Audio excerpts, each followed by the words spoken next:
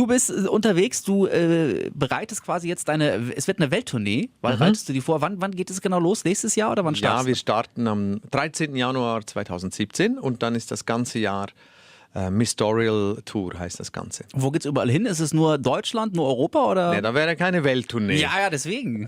Wir starten in Deutschland und wir enden in Südamerika. Wir machen das eigentlich immer in diesem, zuerst Deutschland, Schweiz, Österreich, dann Osteuropa, Skandinavien und dann geht es nach Übersee nach Südamerika. Okay, wie stressig ist sowas? Ja, für mich ist es nicht so stressig, weil ich mache das ja nicht zu oft, nur alle 2 bis 3 Jahre.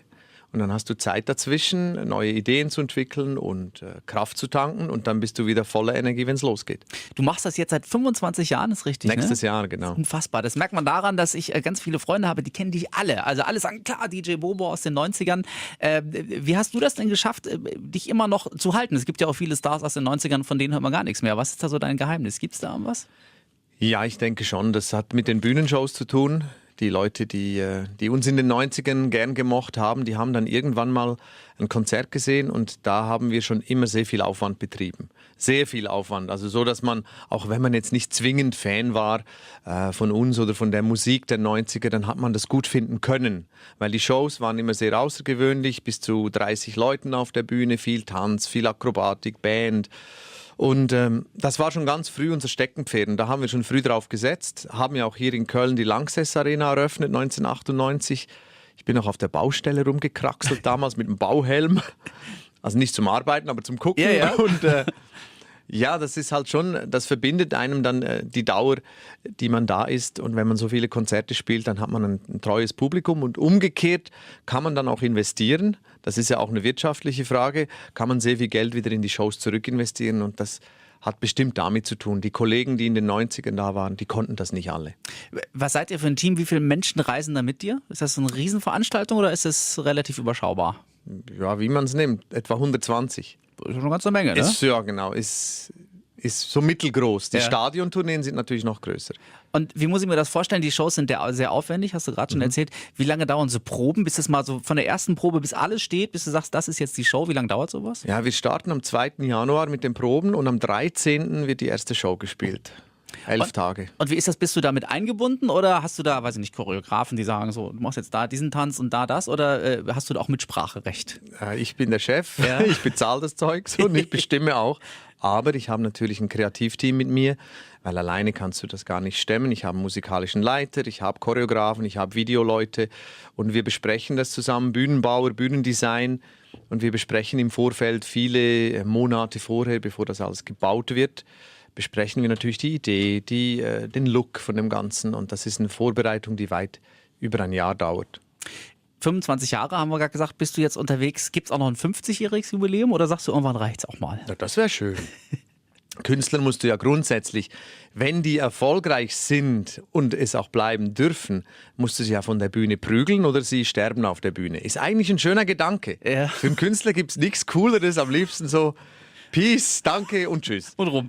Ja, so komisch das klingt, aber so wie Udo Jürgens das gemacht hat, mittendrin auf einer Tournee oder kurz vor oder während einer Tournee, glaube ich, das ist eigentlich das, was sich jeder wünscht. Du hast ja immer Angst, wenn du älter wirst, dass du dann vor dich hin särbelst und nicht mehr gesund bist. Und deshalb, ja, das wäre schon ein Ziel, 50 Jahre, warum nicht? Aber lass dir noch ein bisschen Zeit mit dem Umfallen. Ne? Ja, das ist okay. Wir haben schon viele Kollegen viel zu früh verloren. Große Vorbilder von uns allen, ja. Gerade in diesem Jahr, ne? Aber wo wir gerade dabei sind, habe ich gelesen, warst du aber tatsächlich Vorband für Michael Jackson? Ja, bei der History World Tour waren wir bei seinem größten Konzert ever in Prag.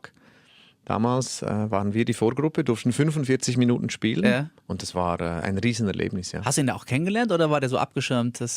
Ja, doch, schon, aber es war eine lustige Szene. Ich habe ihn in Moskau, wir waren in verschiedenen Städten auf der Tour und in Moskau standen wir im Hotel vor dem Lift unten. Das war so ein 30-stöckiges Gebäude, das Hotel. Und der Lift kam und kam nicht und wir standen da beide, er mit seinen Begleitpersonen und ich mit meinen und dann habe ich gedacht, so und jetzt sagst du ihm, dass er dein großes Vorbild war, dass du wegen ihm das Tanzen begonnen hast. Dann habe ich tief Luft geholt und sag, hi, how you doing? Und er sagte, hi, how you doing? Und das war's.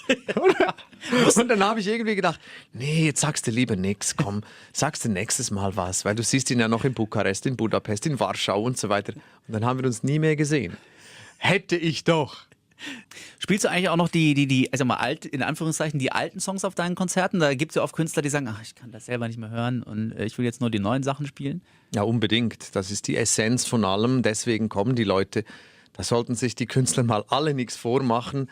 Ich war mal bei einem Phil Collins Konzert und dann hat er In the Air Tonight nicht gespielt.